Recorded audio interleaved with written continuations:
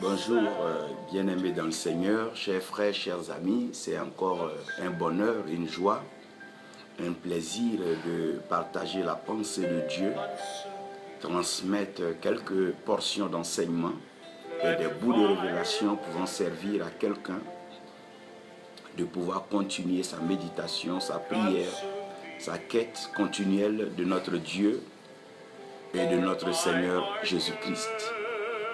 Nous bénissons le Seigneur pour les nations et nous croyons que dans cette position de confinement, dans ce retrait, dans cette réclusion, nous croyons que chacun sortira de là avec une attitude meilleure et une façon meilleure et agréable d'apprécier la vie, parce que c'est dans des temps aussi difficiles que l'homme se rend compte de l'importance de la valeur de la vie et surtout des relations humaines. Lorsque nous nous retrouvons confinés loin de nos frères et de nos sœurs, il est clair que nous nous rendons compte que nous avons besoin les uns les autres. J'aimerais donc tout de suite commencer à vous exprimer la pensée que l'Éternel me donne et qui nous donne en ce jour. Sachez que l'amour demeure toujours la plus haute responsabilité spirituelle. C'est vrai que la paix et la joie participent au bonheur, mais il est préalablement important de sauver les âmes. Et vous savez que ce qui sauve les âmes, c'est l'amour. C'est quand les âmes sont sauvées qu'elles vivent donc la joie et que donc elles vivent le bonheur. Donc le salut vient créer un cadre donc de joie, un cadre de paix et un cadre de bonheur. Aujourd'hui, par la grâce de Dieu, j'aimerais partager, enseigner sur un message qui s'adresse à nous tous, tout le monde, que nous soyons serviteurs de Dieu, que nous soyons leaders, hommes de pouvoir, autorités. Nous avons une haute responsabilité et une très haute responsabilité dans un temps comme celui-ci. Donc le thème du message que nous présentons par la grâce de Dieu est la haute responsabilité spirituelle. La haute responsabilité spirituelle. Il est bien et il est bon que chacun écoute ce message et que chacun le partage avec ses amis. La haute responsabilité spirituelle. La vie est trop précieuse pour que nous jouons avec elle. La vie est si belle. La vie a tellement de valeur que quand il s'agit de la vie humaine, nous devons mettre de côté nos préoccupations et mettre de côté notre ego et siéger, sinon se prosterner devant le Seigneur pour réfléchir, prier et soumettre les situations que nous traversons à l'Éternel, notre Dieu. J'ai quelques portions de texte que je vais vous présenter et par la grâce de Dieu, nous allons commencer à partager sur la haute responsabilité spirituelle. Genèse 1, verset 26, verset 28. Quand Dieu crée l'homme, Dieu donne une responsabilité à l'homme. Ce n'est pas seulement que Dieu crée l'homme et que Dieu fait de l'homme son image et sa ressemblance, mais Dieu donne une haute responsabilité spirituelle à l'homme en disant à l'homme de dominer sur les poissons des eaux et de dominer sur les oiseaux qui sont dans les airs, dans le vent, mais encore plus de dominer sur tous les animaux donc qui se meuvent à la surface de la terre.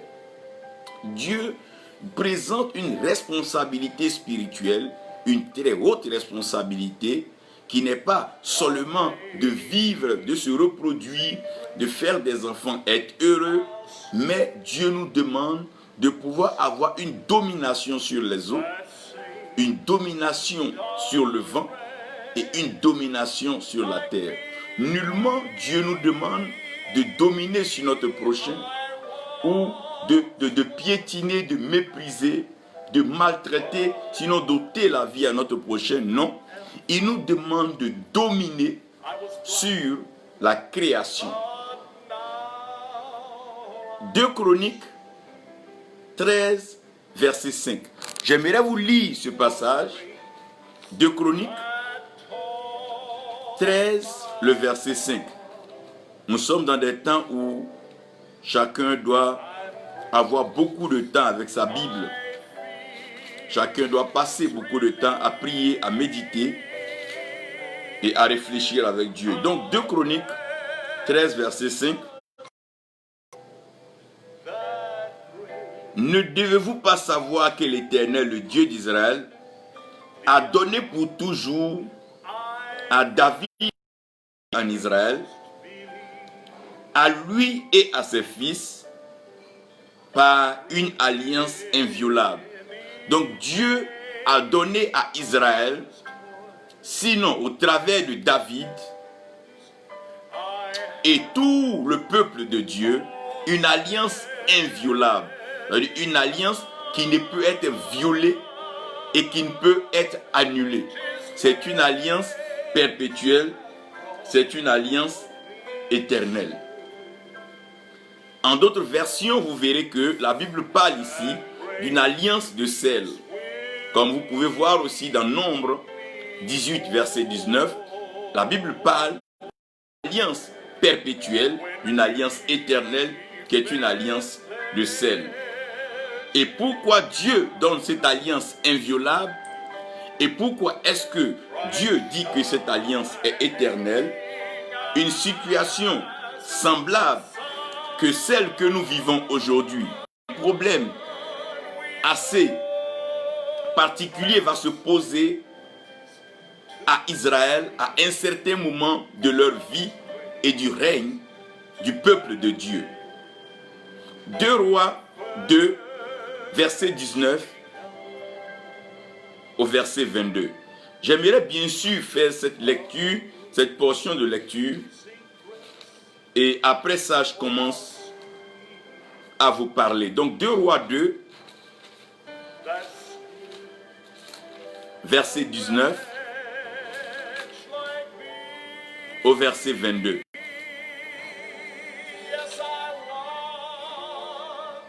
Nous avons ici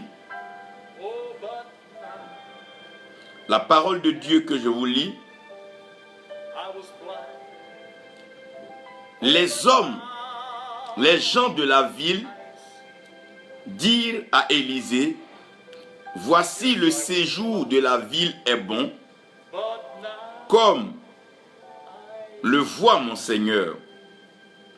Mais les eaux sont mauvaises et le pays est stérile. »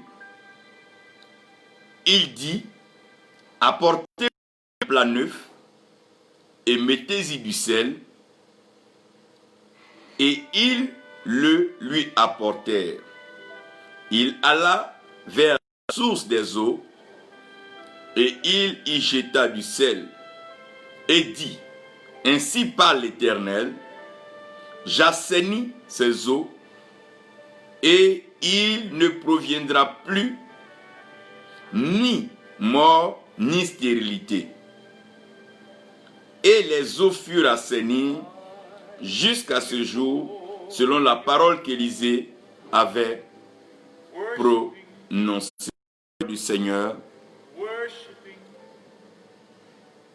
Éternel, notre Dieu, notre Père, tu es l'autorité spirituelle suprême, tu règnes dans le ciel et sur la terre, tu accomplis tes œuvres. Viens par ta parole, bénis-nous, inspire-nous, comble-nous, parle-nous et aide-nous, ô Dieu, à sortir de cette situation encore plus humble, encore plus simple, comptant sur toi pour toute situation, au nom de Jésus. Amen. Nous bénissons donc le Seigneur pour tous ceux qui sont avec nous, qui nous suivent Et je crois que la grâce du Seigneur repose pleinement sur vous. Et qu'au travers de ce message, chacun gardera quelque chose et chacun saura comment donc agir dans la présence de Dieu. J'aimerais que vous compreniez ceci. Lorsque Dieu crée l'homme, Dieu donne une responsabilité à l'homme. Et la responsabilité que Dieu donne à l'homme, elle est claire. Dieu demande à l'homme de dominer sur les poissons des eaux. Dieu demande à l'homme de dominer sur les oiseaux dans le vent. Et Dieu demande aussi à l'homme de dominer sur les animaux qui se meuvent à la surface de la terre. Donc Dieu donne la responsabilité à l'homme d'agir toutefois qu'il s'agira des eaux, toutefois qu'il s'agira du vent et toutefois qu'il s'agira de la terre. Ça veut dire si un problème aujourd'hui est lié aux eaux, c'est la responsabilité des hommes, de Dieu, de ceux à qui Dieu a donné ce mandat. S'il y a un problème dans le vent, dans l'air, que l'air commence à tuer, que l'air est pollué, c'est la haute responsabilité spirituelle.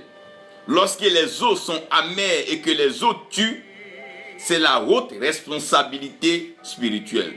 Lorsque la terre devient intraitable, la terre devient aride, désertique, quand on parle de séisme, on parle de tremblement de terre, on parle de glissement de terre, ça c'est d'une haute responsabilité spirituelle. Ceci ne peut être expliqué par les humains. Oui, il y a des choses que les humains ne peuvent pas expliquer. Les humains ne peuvent pas expliquer quand les eaux commencent à donner mort.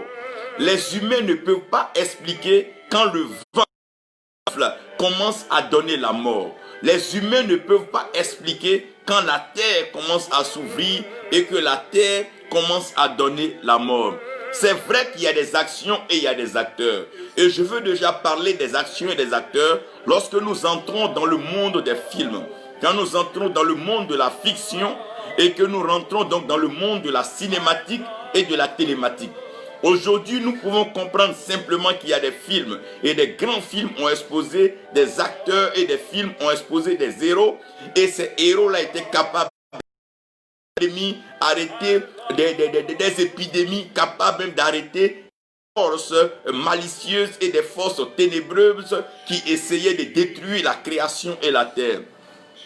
Lorsque nous regardons des films comme Goldorak, quand nous regardons des actions comme Spectroman, quand nous regardons un peu des actions comme Rambo et que nous voyons un peu les actions un peu d'Arnold Schwarzenegger, nous voyons que frère, il y a des actions et il y a des acteurs. Il y a des films, les films nous montrent des pandémies que deux personnes restent quelque part dans un laboratoire et arrivent à déjouer le plan. Oui, ça il y a des actions, oui, et aussi il y a des acteurs. Ça, ce sont des films. On peut ne pas comprendre, mais on peut regarder au cinéma et sortir de là avec une idée. Oui, il y a des choses que les humains ne peuvent pas expliquer. Il y a des choses qui ne peuvent être expliquées par les humains. Non seulement il y a les actions et il y a les acteurs, mais aussi comprenez que les hommes eux-mêmes se mènent à certaines recherches, certains travaux, par exemple les clonages, l'envie d'aller découvrir d'autres planètes, habiter d'autres planètes, et chercher à dominer les uns sur les autres. Voici, ils ont commencé à polluer l'atmosphère. On parlait tout à l'heure de la couche d'ozone, on parlait un peu des dangers qui guettaient donc l'humanité, des dangers qui planaient à l'horizon. Mais avant que ces dangers n'arrivent, malheureusement, les actes ont des conséquences. Lorsqu'on va fouiller dans le sacré, quand on va se promener dans l'air et qu'on est toujours en train de fabriquer quelques armes bactériologiques, des armes chimiques et des armes atomiques, pour pouvoir neutraliser, faire peur, contrôler, avoir le monopole donc de la puissance mondiale, il est clair que ces actions ne peuvent pas passer sans conséquences. Comprenez ici qu'il y a des conséquences aux actions. Nous sommes sortis des films, nous sommes sortis de la fiction. Nous ne sommes pas dans un film, nous ne sommes pas dans une fiction où nous croyons que quelqu'un va se promener à l'horizon, donc aller montrer quelque chose et venir nous dire que non, c'est fini et que ce mal a disparu. S'il vous plaît, réveillons-nous, nous ne sommes pas dans un film, nous ne sommes pas dans une fiction, ce n'est pas une question d'acteur et d'action. En plus, sachez que tout ce que nous faisons sur la terre a des conséquences. Nos agissements, les crimes, ça et là. Lorsque des innocents sont tués sans raison, lorsque des peuples sont canardés pour des raisons politiques et que des groupes ethniques sont tués, quand les hommes accélèrent et avancent dans leur cruauté, leur méchanceté, leur désir sans partage, leur ego sans considération de leur prochain, il y a des choses que l'homme ne peut pas expliquer, mais l'homme ne fait qu'agir. Les hommes se lèvent matin jusqu'au soir. Il n'y a que trahison, il n'y a qu'infidélité, il n'y a que cruauté, injure et même ruse pour pouvoir déstabiliser et faire tomber l'autre. Pendant que ces choses se passent, l'homme pense en train d'avancer, mais il y a des conséquences à chaque action. Oui, il y a des conséquences à chaque action et il y a même des circonstances aggravées. Quand je parle des circonstances aggravées, c'est quand l'homme essaie de défier Dieu. Quand l'homme veut se mettre à la même dimension que Dieu. L'homme veut se promener dans l'espace. L'homme veut être le Dieu de l'univers. L'homme veut se déclarer comme le Dieu de ce monde. L'homme veut qu'on dise que c'est lui qui est Dieu, qui est le centre du monde. L'homme non seulement veut arriver à contrôler, à dominer le monde par les finances et par certains pouvoirs, mais l'homme veut arriver à prouver à l'humanité qu'il est Dieu. Aller défier Dieu, se mettre sous la barbe du bon Dieu et commencer à fabriquer des êtres humains comme l'homme veut, essayer de donner vie et mort à qui ils veulent selon leur pouvoir et bien sûr leur désir. Ah, il y a des circonstances aggravées. Les circonstances aggravées quand des êtres humains pourraient aller à l'école, avoir appris et avoir connu un peu de science s'enferment dans un laboratoire et essaient de fabriquer des potions, des substances pour anéantir un certain nombre de peuples ou anéantir certains êtres vivants sur la terre. Regarde un peu,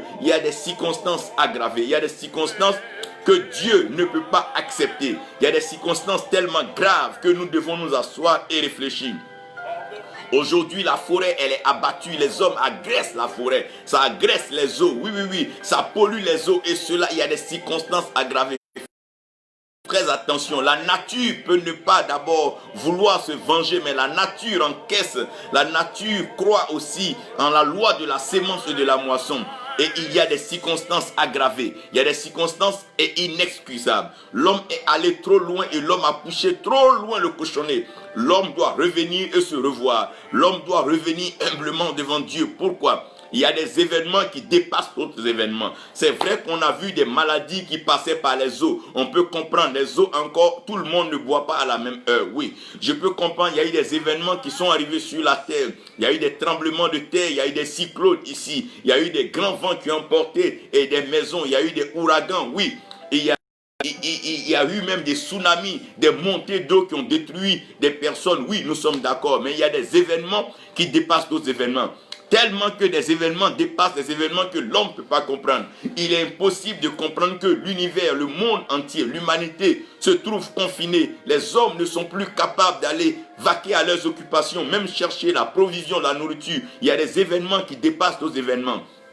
Nous en avons vu, nous en avons connu, nous en avons assisté, nous en avons entendu parler. L'histoire nous en parle. Lorsque nous sommes allés lire un peu pour s'en savoir un peu plus sur le passé, il y a eu des pandémies, des épidémies. Chaque 100 ans, on en a vu, on en a connu. Il y a eu des millions de morts, il y a eu plusieurs morts. Mais là, on n'est pas arrivé à ces confinements et à ces résolutions assez dures, drastiques et inexplicables où les frontières sont fermées, l'eau est fermée, le vent est fermé, la terre est fermée. Ne regardez pas seulement que les frontières soient fermées, mais sachez que l'eau est fermée. Les hommes n'ont plus accès aux mers, les hommes n'ont plus accès au vent et les hommes n'ont plus accès à la terre. C'est une autre forme de confinement. L'homme est seulement chez lui et il doit rester autour de là où il a été confiné. Il ne peut pas aller au-delà d'un certain rayon. En plus de cela, il y a un temps imposé. Oh mon Dieu, le temps est imposé. L'eau est inaccessible, le vent est inaccessible. La terre aussi est inaccessible par le confinement. Oui,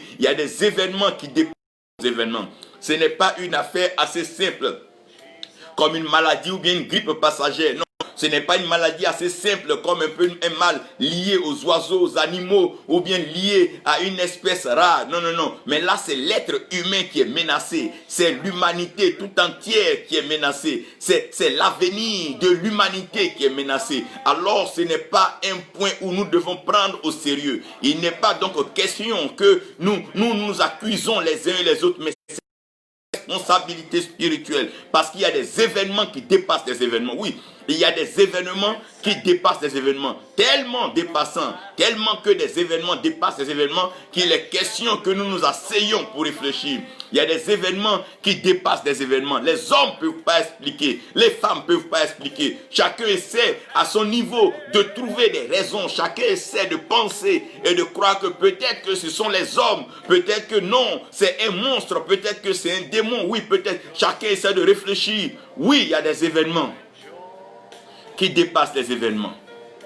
Et parce que ces événements dépassent les événements, gloire soit rendue à Dieu, parce que nous avons bien voulu voir la création participer dans ce combat. On voulait voir la création aider la créature dans le combat. Nous avons vu que Dieu a créé les eaux pour que les poissons s'y cachent, pour ne pas que certaines choses leur arrivent, le vent pour cacher les oiseaux et la terre, pour les animaux qui se meuvent à la surface de la terre. Mais j'ai bien comme l'impression que la création assiste et veut participer en communiquant, mais la création veut participer, mais la création veut nous dire quelque chose, oui. La création veut nous dire quelque chose. La terre veut nous parler. Elle sur qui nous marchons jour et nuit, dans laquelle nous sémons matin, midi, soir sur la terre, laquelle le sang innocent coule.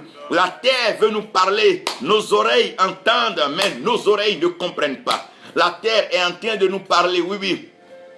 La terre, oh mon Dieu. My God. La terre nous parle, les oreilles entendent, mais les oreilles ne comprennent pas. Ça et là, il est parlé des derniers jours, il est parlé du jugement divin. Les hommes en parlent, les prédicateurs en parlent, les scientifiques en parlent. On parle un peu de destruction à l'horizon. Les oreilles entendent, mais sans comprendre. Les hommes entendent tous les jours dans des lieux de culte, dans des lieux de prière, mais sans comprendre. La création veut bien sûr nous donner de l'aide et en nous véhiculant un message. Les oreilles entendent sans comprendre. Non seulement les oreilles entendent sans comprendre, mais les yeux voient sans percevoir. Nous voyons la destruction autour de nous. Nous voyons des calamités ça et là. Nous voyons des fléaux. Nous assistons impuissamment à l'avancée du désert. Nous assistons à la destruction de la couche d'ozone sous nos yeux. Nous voyons des espèces rares disparaître.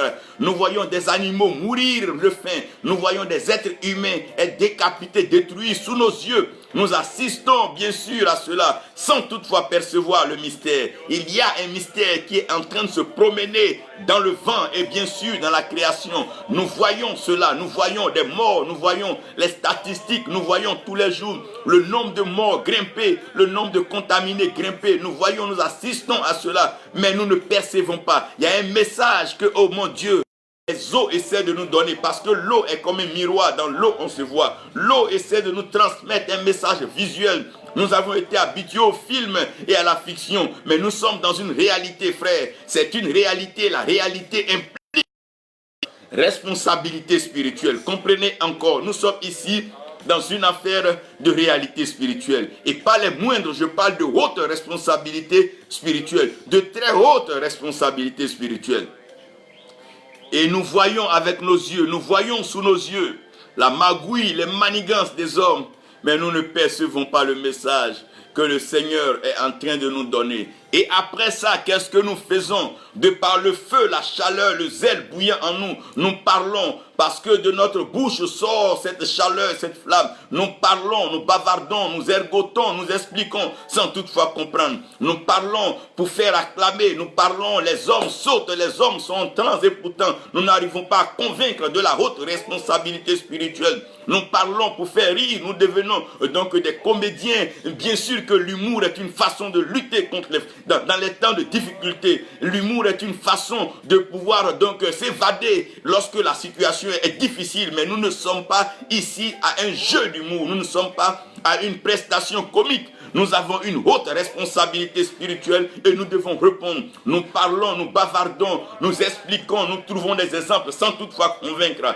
Nous parlons chaque jour, matin, midi, soir. Ça parle sur les chaînes de télévision, les chaînes de radio, ça parle au travers des médias sans toutefois convaincre. Mais nous ne cherchons pas à convaincre les hommes parce que tu ne parles pas pour convaincre ton frère ni ta soeur. Tu ne parles pas pour convaincre donc les hommes. Mais il y a quelqu'un que nous devons convaincre. Il y a quelqu'un que nous devons convaincre. Oui, la bouche parle sans convaincre. Et les narines qui respirent malheureusement contaminent. Oui, les narines qui respirent, mon Dieu, ces narines la contaminent. Regardez bien, les narines qui doivent respirer pour donner la vie, les narines qui doivent inspirer l'air pour nous donner la vie, mais aujourd'hui les narines qui respirent contaminent. Tout le monde est obligé de porter des masques, oh mon Dieu, tout le monde est obligé de se masquer, se fermer les narines, tout le monde est obligé de se couvrir, oh mon Dieu, les narines. Ah! Quel message la création essaie de nous transmettre? Qu'est-ce que la création veut nous dire? Puisque nous sommes insensibles à la voix de la création. La création est un message. La vie tout entière est une école. La création est une école. Quand tu regardes l'étendue de la mer, de l'océan, quand tu vois l'immensité du ciel et que tu regardes aussi la beauté, l'agrégat de la terre, tu dois pouvoir percevoir un message qu'au-delà de cette création, il y a un créateur, un Dieu merveilleux, un Dieu qui veut notre bien, qui nous aime. Son amour ne pourra jamais nous faillir parce qu'il nous aime pleinement et éternellement. Il nous a aimés le premier depuis le commencement et il nous aimera jusqu'à la fin. Il est Dieu et il nous aime, il t'aime, il m'aime, il nous aime tous. Oui, lorsque la création a essayé de passer son message et que la créature, l'homme, aussi têtu, n'a pas voulu comprendre, alors ça finit par être autre chose. On n'a pas compris. On a pensé que c'était un film. On a cru que c'était un jeu. On n'a même pas pris la peine d'écouter les avertissements des prophètes. On n'a pas écouté les messages des anciens. On n'a pas essayé de regarder les avertissements, les pronostics de la science. Rien de cela n'a été considéré par l'homme. La terre nous parlait, l'eau nous parlait, le vent nous parlait, mais personne ne voulait écouter. Voici. Et nous sommes confinés, nous sommes maintenant entassés quelque part comme des animaux, des oiseaux qui sont prêts à être exécutés. Et voilà que nous sommes dans une souffrance qui ne dit pas son nom. Plusieurs dans ces situations finiront par mourir, d'autres maladies, d'autres mourront de faim, d'autres mourront par incapacité de mouvement et de déplacement, d'autres sont confinés dans des situations qui laissent à désirer. Ce qu'il faut en ce moment, l'heure n'est pas des discours inutiles, l'heure n'est pas des agressions, des injures, des accusations. Il n'est pas question de savoir si c'est la faute des pasteurs, des dirigeants, des médecins. Non, non, là n'est pas la question. C'est le temps de retourner au Créateur. Oui, c'est le temps de retourner au Créateur et c'est le temps de revenir à Dieu. Puisque la création a essayé de nous donner un message étant l'école dans laquelle le Créateur nous a mis et lui-même étant l'enseignant par excellence, c'est lui qui peut corriger et voir notre évolution et notre progrès. Le Seigneur s'est rendu compte que nous sommes encore orgueilleux, nous sommes encore loin de la plaque, nous n'avons encore rien compris. Chacun court ça et là à la recherche de son pain quotidien. Personne ne pense au bien-être de son prochain. Aucune solidarité, aucune générosité, la méchanceté, la haine, la cruauté, la moquerie a atteint un niveau où l'homme se moque de l'homme. L'homme ne vient plus en aide à celui qui est en train de mourir, mais l'homme se moque de celui qui est mort. Et même quand quelqu'un meurt, ça devient la joie dans le cœur de d'autres. Oui, il est temps de se tourner vers le Créateur.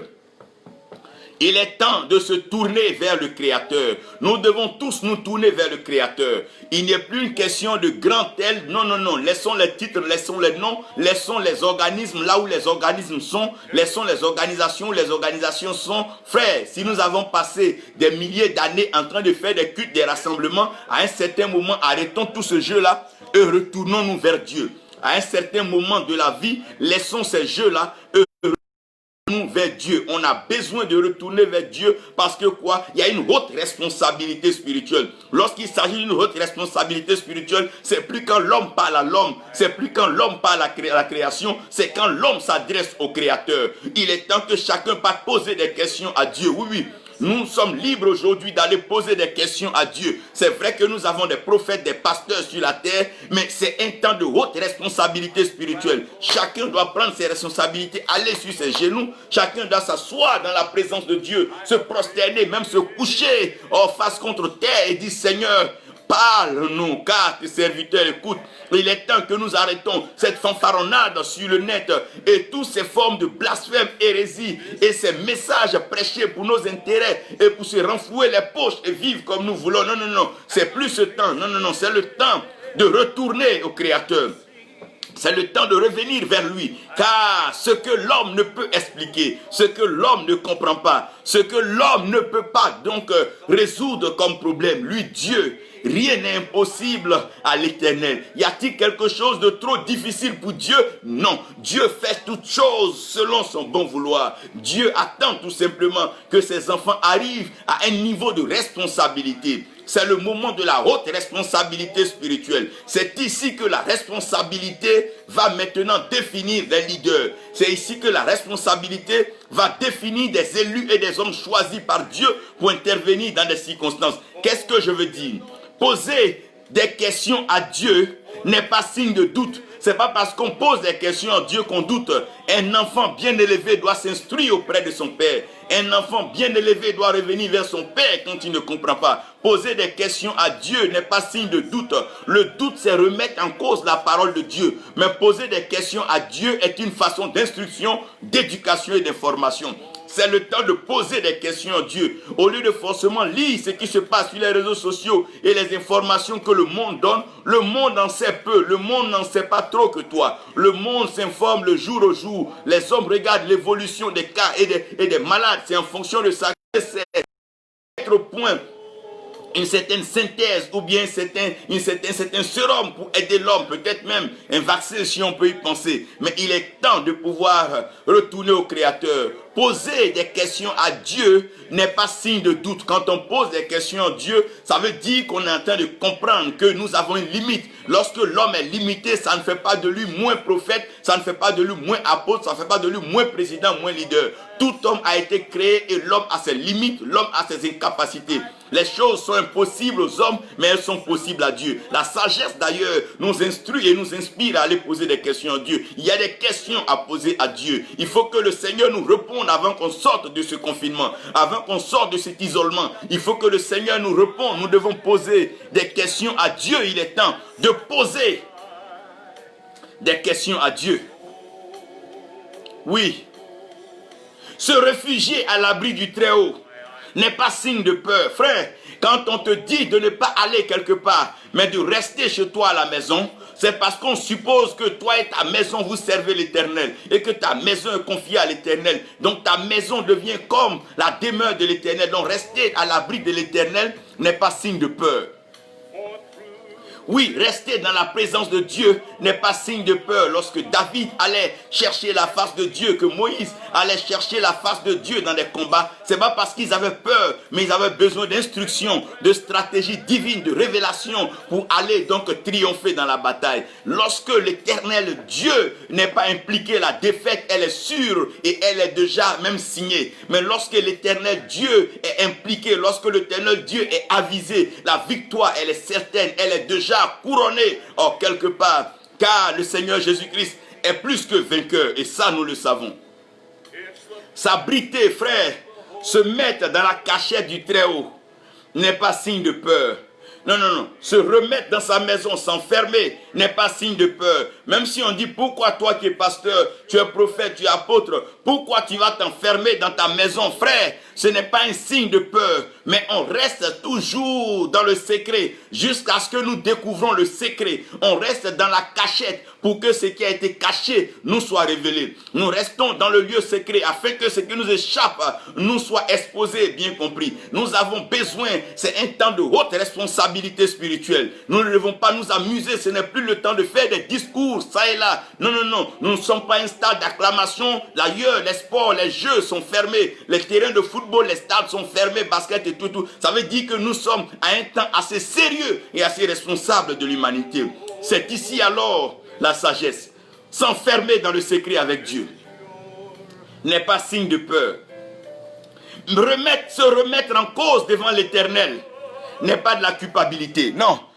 Quand un homme de Dieu dit, Seigneur, nous avons péché, Seigneur, pardonne-nous, pardonne nos nations, ce n'est pas un signe de culpabilité, mais c'est une remise en cause. Nous devons toujours nous repentir. Il n'y a pas que les autres qui pêchent, il n'y a pas que les autres qui sont pécheurs, il n'y a pas que les autres qui violent les lois de Dieu, il n'y a pas que les autres qui sont menteurs, il n'y a pas que les autres qui sont adultères, il n'y a pas que les autres qui sont impudiques, il n'y a pas que qui sont fafarons, il n'y a pas que les autres qui sont moqueurs et orgueilleux. Nous tous, nous devons nous remettre en cause. Il n'est pas question de titre que personne n'essaie de porter une tenue blanche pour flatter son prochain. Nous sommes devant une haute responsabilité et j'en appelle à la haute responsabilité spirituelle. Il est temps que nous entrons dans le lieu, dans la présence de Dieu et venir devant Dieu se remettre en cause. Seigneur, si cela est arrivé, c'est parce que je n'ai pas été à mon poste. Je n'ai pas prié, jeûné le jour où tu m'as demandé. Je n'étais pas là quand tu me parlais. Il y a des années de cela, quand tu m'expliquais certaines choses, je croyais que j'étais tellement dans l'opulence. Je me permettais à voyager, faire mes voyages, me nourrir dans les meilleurs restaurants, dormir dans les meilleurs hôtels. Oui, Seigneur, c'est vrai que je n'ai pas fait comme tu l'as voulu. J'ai fait ma volonté, j'ai pensé comme je voulais. J'ai plutôt voulu prêcher, c'est tout. Mais Seigneur, tu veux me parler. Je me voici devant ta face, je me remets en cause, Seigneur. Si le monde est en train de souffrir ainsi, Seigneur, c'est parce que quelque part, on a été flatté par nos titres, la grandeur, la largeur de nos lieux de culte et le nombre encombrant des fidèles, des personnes qui nous ont distraits, qui nous ont éloignés, oh Dieu de toi, les écrans, les lumières et les caméras, Seigneur, nous ont distraits, nous ont éloignés de toi. Pardon, Seigneur, nous nous remettons en cause, nus nous sommes venus et nus nous devons repartir, mais que ta gloire nous couvre, Seigneur. Pardon, aide-nous. Nous nous remettons en cause devant toi, grand comme petit, esclave comme libre, riche comme pauvre. Nous nous remettons en cause devant toi, car nous sommes tous confinés. Notre argent ne peut plus rien faire. Notre titre ne vaut plus rien. Et tout ce que nous pensons avoir donc glané comme des médailles, là, ne servent plus à rien. Mais Seigneur, nous nous remettons en cause devant toi, Seigneur. C'est à cause de nous, c'est à cause de nous.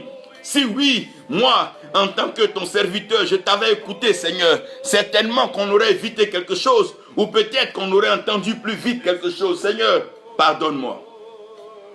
Pardonne-moi, Seigneur, parce que là, je me remets en cause. Je me remets en cause et il est temps que nous nous remettons en cause, que nous remettons tous en cause.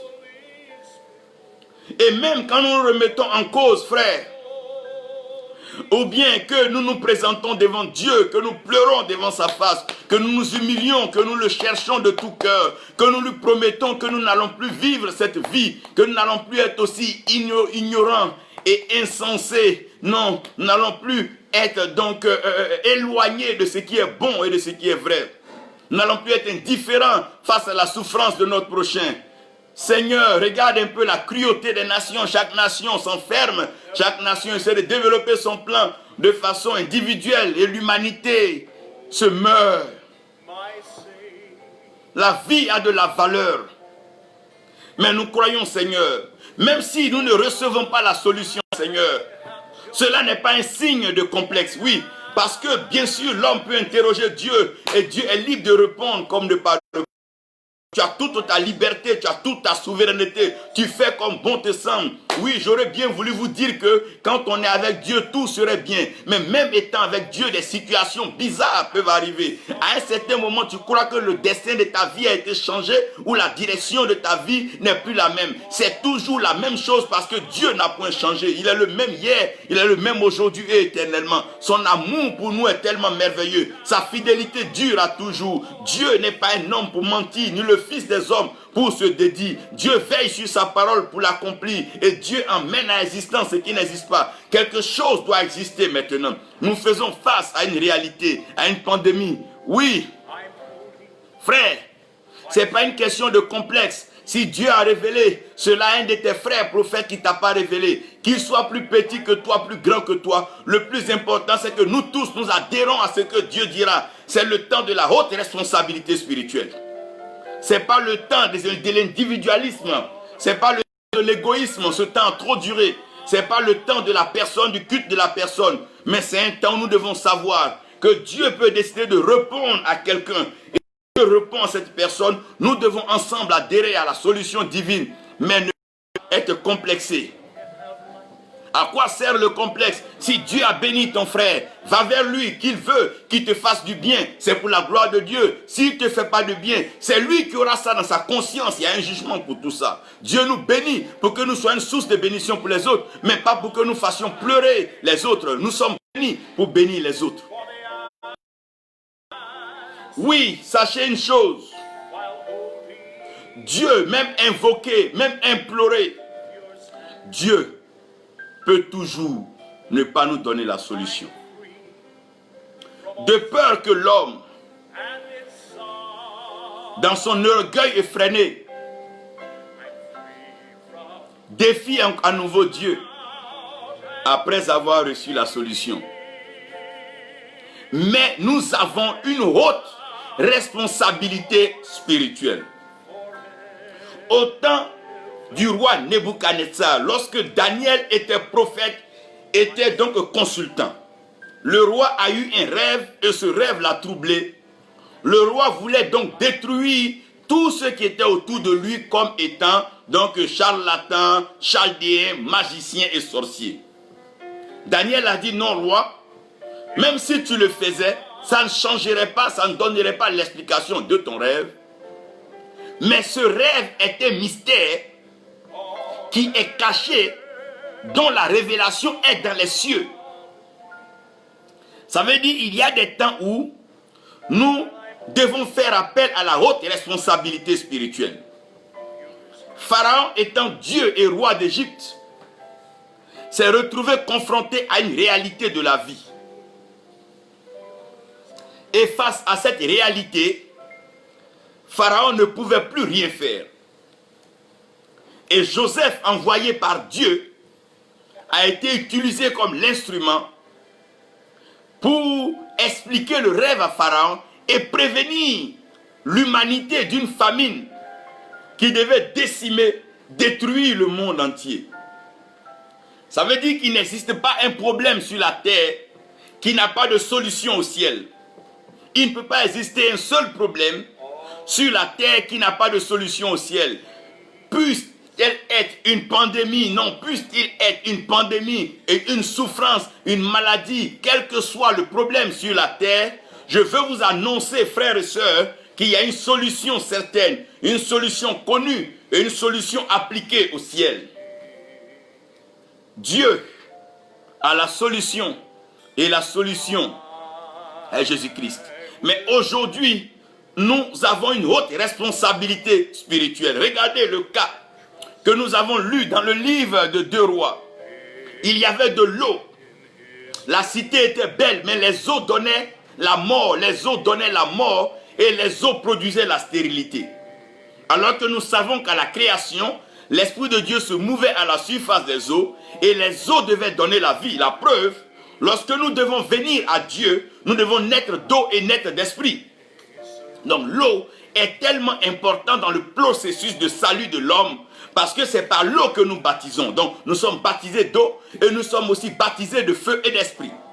Donc quand les eaux sont menacées, c'est pas tout le monde qui est menacé, c'est vrai tout le monde est menacé, mais c'est pas tout le monde qui est interpellé, excusez-moi. Tout le monde est menacé, c'est pas tout le monde qui est interpellé. Lorsque l'air est menacé, c'est tout le monde qui est menacé, mais c'est pas tout le monde qui est interpellé. Lorsque la terre est menacée, c'est vrai, c'est tout le monde qui est menacé, mais c'est pas tout le monde qui est interpellé. Lorsqu'il ne pleut pas dans un village, c'est tout le monde qui subit la sécheresse, mais c'est pas tout le monde qui est interpellé. C'est pas tout le monde qui est autorisé à aller parler devant les génies. C'est pas tout le monde qui peut s'adresser aux esprits. Oui, je crois qu'il y a une haute responsabilité spirituelle.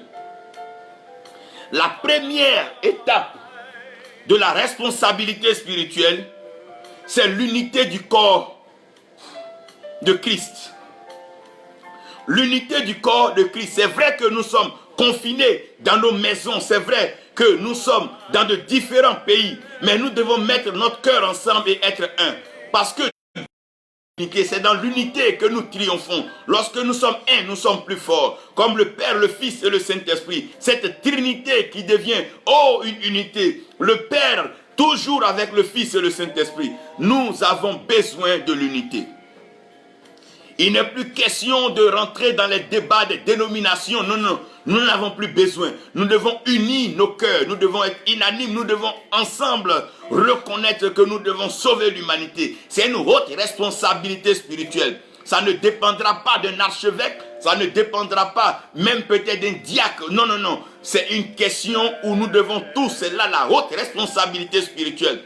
Lorsque le mal menace tout le monde, nous devons être interpellés sur la base de l'unité. Nous devons accepter de mettre nos cœurs ensemble. Ce que Dieu révèle à un et à l'autre, nous pouvons arriver ensemble à vaincre cette pandémie. La première des choses, c'est l'unité du corps de Christ, l'union des chrétiens, l'unité du corps de Christ. Nous devons tous être unis. De la même façon que l'humanité tout entière crie, pleure aujourd'hui, nous devons être unis. L'église de Côte d'Ivoire, tu dois être unie. L'église dans le monde, l'église du Congo, l'église du Gabon, l'église du Burkina. L'église doit être unie, le corps de Christ doit être un. Nous devons tous être ensemble. Non seulement nous devons être unis, sans critique, sans jalousie, sans accusation, sans blâmer, sans fustiger, non, sans toiser, non, non. On doit tous s'aimer, s'accepter. Chacun a ses défauts, chacun est créé à l'image et à la ressemblance de Dieu. Nous devons plutôt nous unir, mais quoi? En unité de prière. Mon frère, j'ai besoin de ta prière. Ma soeur, j'ai besoin de tes prières. Moi aussi, je crois que tu as besoin de mes prières. Elle a besoin de nos prières. Ensemble, unis, nous devons être un devant le Seigneur. Nous devons nous accorder parce que aussi longtemps que cette pandémie est là, nous sommes tous confinés. Et chacun, quelle que soit la provision qu'on fera, tôt ou tard, on mourra. Peut-être que certains mourront plus tard, mais toujours est-il que dans cette situation, si rien n'est fait, la mort est certaine à l'horizon. Les systèmes financiers vont s'étouffer, les bourses vont s'écrouler. Les hommes n'auront plus cette paix, cette tranquillité de pouvoir contrôler cela. Même la robotique ne pourra pas aider l'humanité. Même si on essaie de remplacer l'être humain par des robots, les robots à un certain moment auront besoin d'être rechargés, d'être reprogrammés. Le monde est en train de s'écrouler. Nous avons besoin de l'unité de prière. Nous avons besoin de l'unité de prière. Et dans l'unité de prière, nous devons faire une adresse à l'autorité.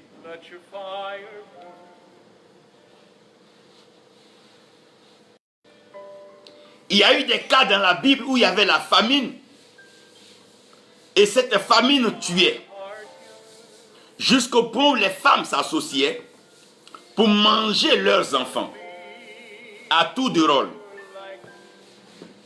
Et le prophète s'est levé et il a dit, n'y a-t-il pas un Dieu dans les cieux?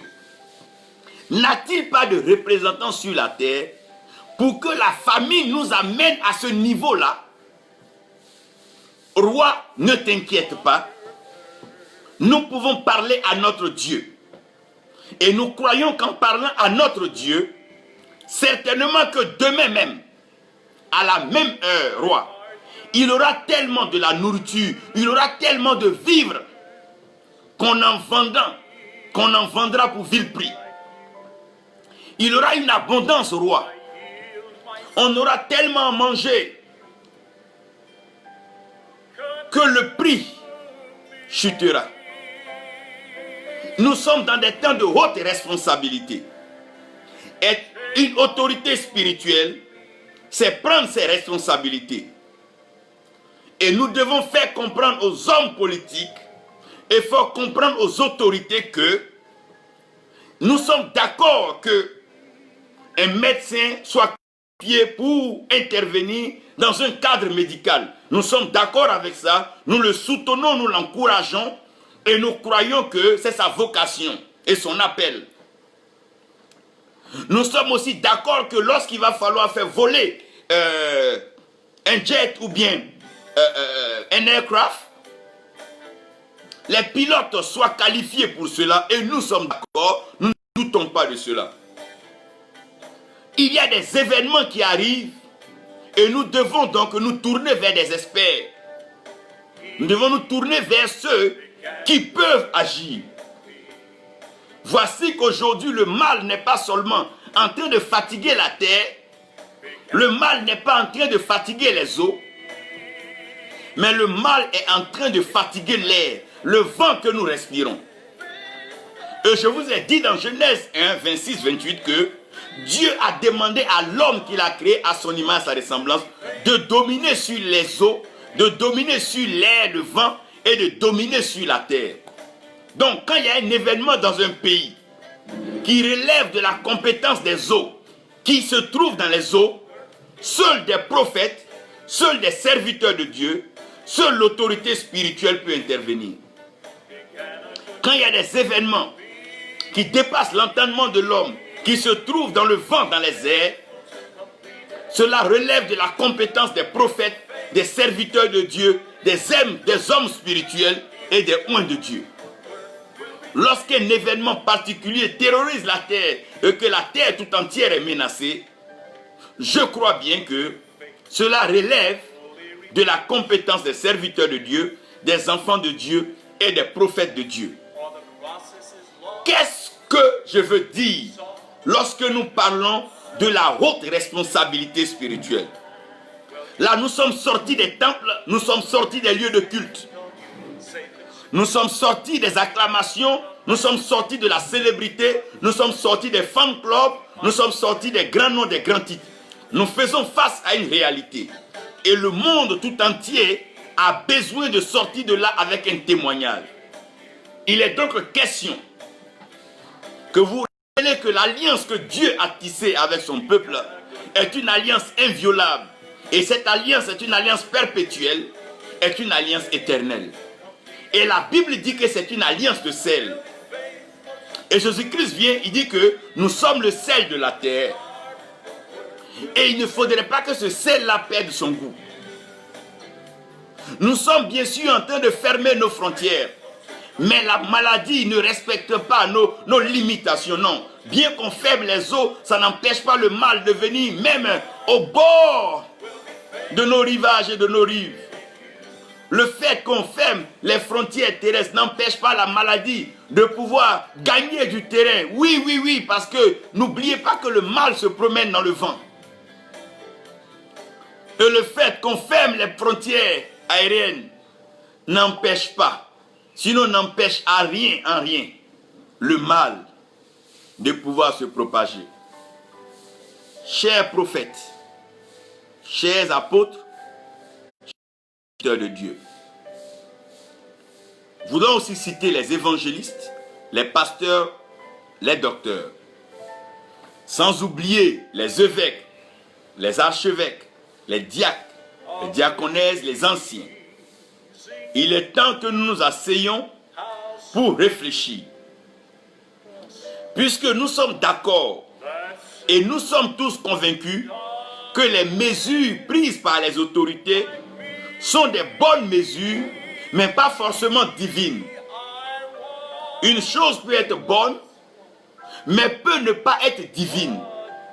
Parce que quand Dieu veut s'adresser, Dieu s'adresse à l'humanité au travers de ses canaux. Dieu s'adresse par le canal que lui, Dieu, il a envoyé sur la terre. En confinant les gens dans les maisons, il est clair que la maladie peut ne plus se propager. Ce n'est pas certain. Mais nous n'avons pas de garantie que ceux qui sont confinés ne mourront pas. En confinant les hommes, c'est vrai, nous sommes sûrs que la maladie peut ne pas se propager. Mais nous n'avons pas d'assurance que ceux-là confinés ne mourront pas de faim. En confinant donc les hommes, c'est vrai que la maladie peut ne pas se propager. Nous ne sommes pas encore certains. Mais nous ne savons pas si des hommes peuvent mourir d'autres maladies, de crises cardiaques, d'autres épidémies, d'autres insuffisances et d'infections. C'est vrai que les hommes essaient d'apporter des solutions à des problèmes de l'humanité. Mais je dis qu'il y a des choses que l'homme ne peut pas expliquer et la nature essaie de nous parler, mais nous n'avons pas compris la nature. Et il est temps que nous retournons vers le Créateur et nous devons maintenant tenir compte de notre appel, de notre élection et dire ceci aux autorités. Nous allons procéder à des actes de portée sur les eaux, dans les airs et sur la terre. Nous allons conduire la pensée de Dieu et restaurer les eaux pour que la colère que la création a gardée contre la créature humaine dans nos agissements soit pardonnée. Nous allons parler aux eaux. Oh mon Dieu. Ouf. Nous allons parler au vent, nous allons nous adresser à l'air, souffler dans le vent. Oh mon Dieu. Nous allons parler à la terre et la terre mettra... Oh mon Dieu. La terre, le vent, les eaux, les trois ensemble. Oh mon Dieu. Il est temps que les prophètes se lèvent. Arrêtons les débats et dites-leur que nous avons compris leurs mesures. Nous sommes d'accord, mais donnez-nous quelques jours, donnez-nous quelques heures. Nous allons nous mettre ensemble, prier. Nous voulons dire quelque chose. Nous voulons apporter une solution. Nous ne pouvons pas laisser les choses être ainsi. Nous savons que Dieu est vrai et que Dieu a la solution de tout. Et Jésus-Christ, si seulement l'humanité pouvait faire confiance en Dieu, si l'homme pouvait se tourner vers Jésus-Christ, si la terre tout entière pouvait revenir vers Christ et si maintenant la création tout entière pouvait savoir que Jésus-Christ est la solution, oui, la terre pardonnera, le ciel pardonnera, le vent pardonnera, les eaux pardonneront et la pandémie disparaîtra.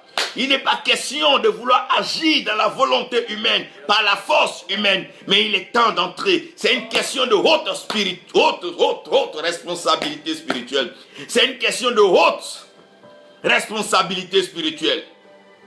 L'un n'est pas fait des discours pour fermer ceci, contraindre ça, oui. Ça, c'est le rôle de certaines autorités. Mais, pour ajouter à cela, je crois que nous avons besoin de prendre une haute responsabilité spirituelle.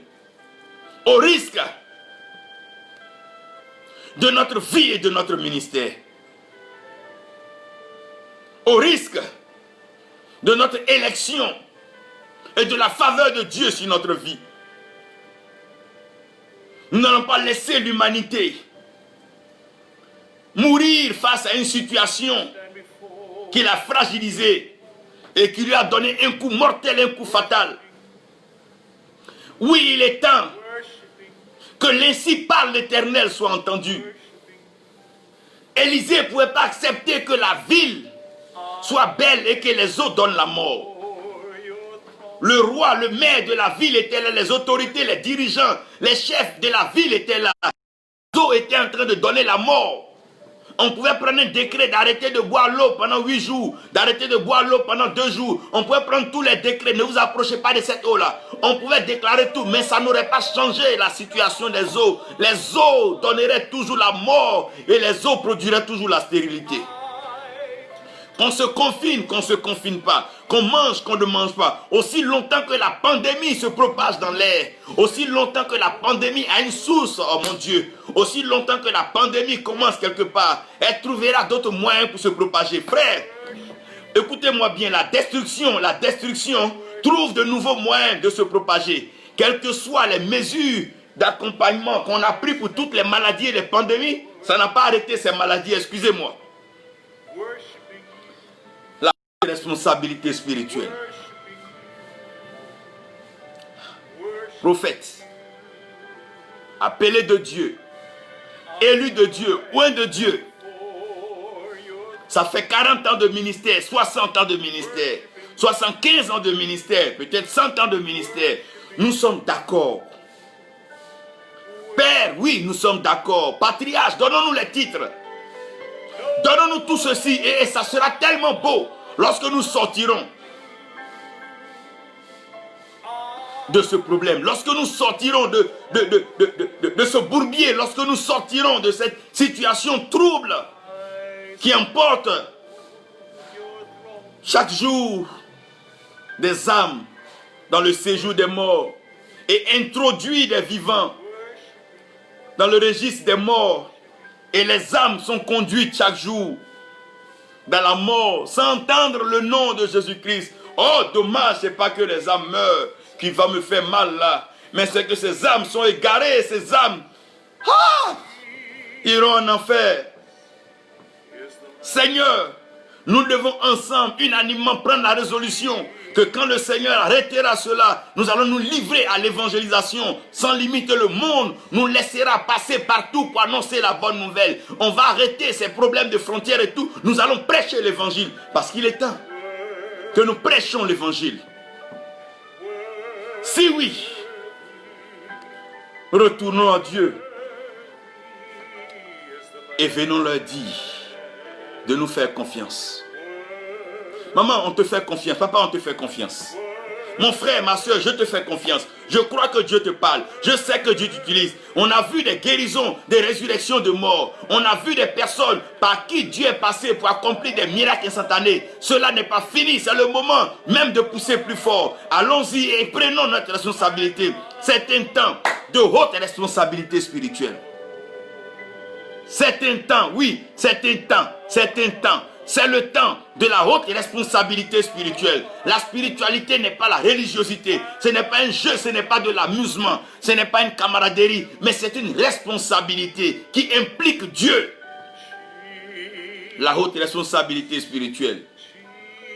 Lorsque les autorités, les gouvernants vont nous faire confiance et nous donneront le plein droit de pouvoir agir, alors ça sera la fin de ce fléau et les témoignages commenceront.